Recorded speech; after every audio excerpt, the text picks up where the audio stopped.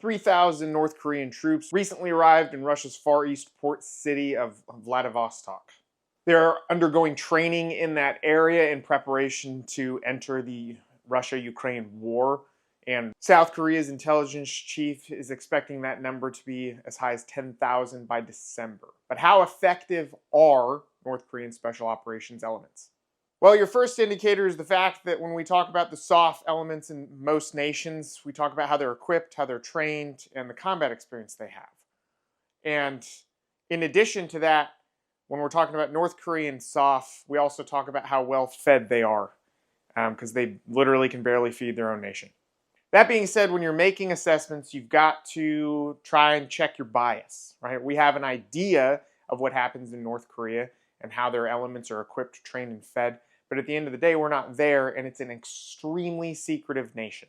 Information is limited on the country. But we do know a couple things. We don't have a ton of information, but we do believe that their SOF community was established back in like 1966. There was a couple year-long period, 1966 to 1969, that was called the Quiet War.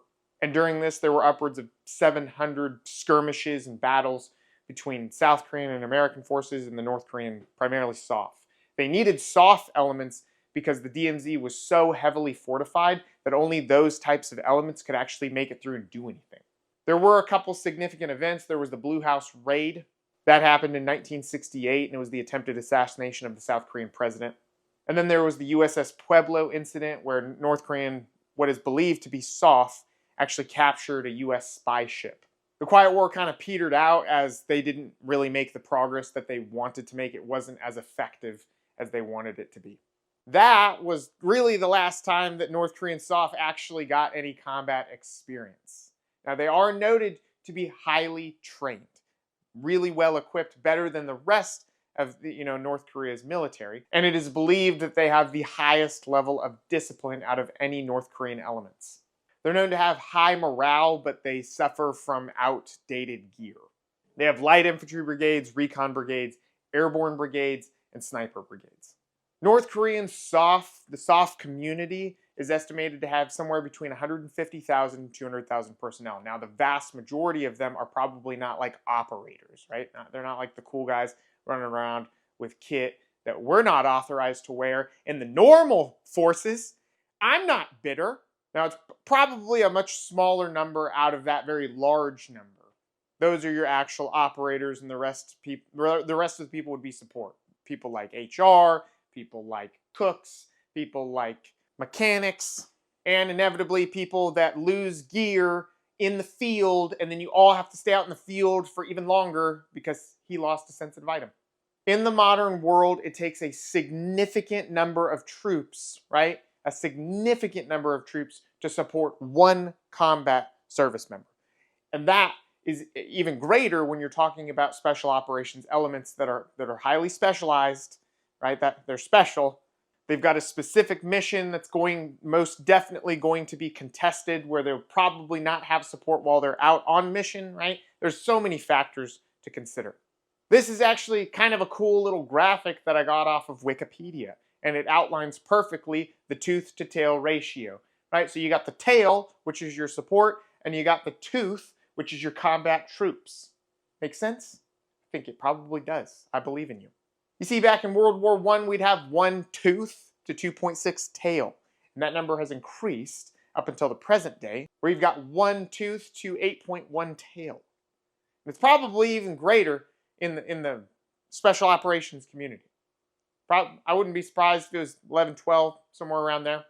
We do know for a fact that North Korea puts a lot into their special operations community because they want to utilize them because they know their conventional forces aren't up to snuff with the rest of the world. So they're going to utilize their special operations to harry and harass and disrupt the conventional elements. We do know that North Korean special operations would be authorized to use unconventional weapons like biological weapons and chemical weapons, and that North Korea has a stockpile of somewhere between 2,500 and 5,000 tons, making them one of the largest carriers of these types of weapons.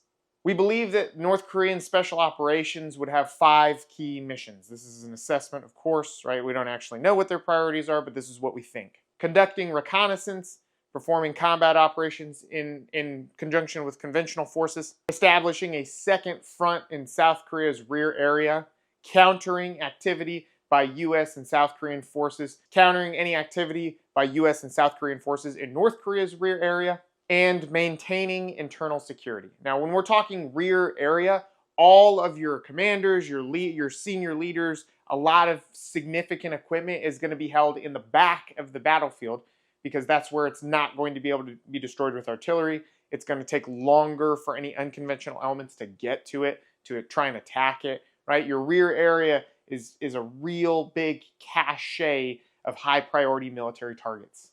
And that's pretty much the same for everybody. There's not really a way around that. Now, let's get back to the point of the video, right? Which is, how effective are they actually? Well, in this scenario, they're going to be fighting alongside a military that they've never worked with, that has a different language than them, so communication is going to be extremely difficult. They're fighting in terrain that they are not familiar with, and quite frankly, I don't think we should expect less than a decent number of them to defect rapidly after arriving in Russia. It's pretty well known that North Korea doesn't send troops anywhere because they have defectors all the time. And as soon as these troops are exposed to probably what is significant liberty compared to what they have in North Korea, they're going to dip out. It is assessed that they probably have been instructed to spy on one another and report back. North Korean leadership is likely just hoping that the fear of their families, something happening to them, will keep them compliant. Given all of these limitations, I think it is more a reflection of the dire position that Russia is in than anything else. There's no way Russia believes it's doing well and then is asking North Korea to send its untested troops to help them, especially in the numbers that they're asking for. 10,000 is kind of a drop in the bucket at this point in comparison to the amount of troops that Ukraine and Russia have. That being said, there are many examples of conflicts through history where an untrained or less well-equipped force did pretty well or even dominated much better forces. Right? So we can't count them out until we actually see what they're capable of. I hope you guys enjoyed the video. Let me know what you want me to talk about next.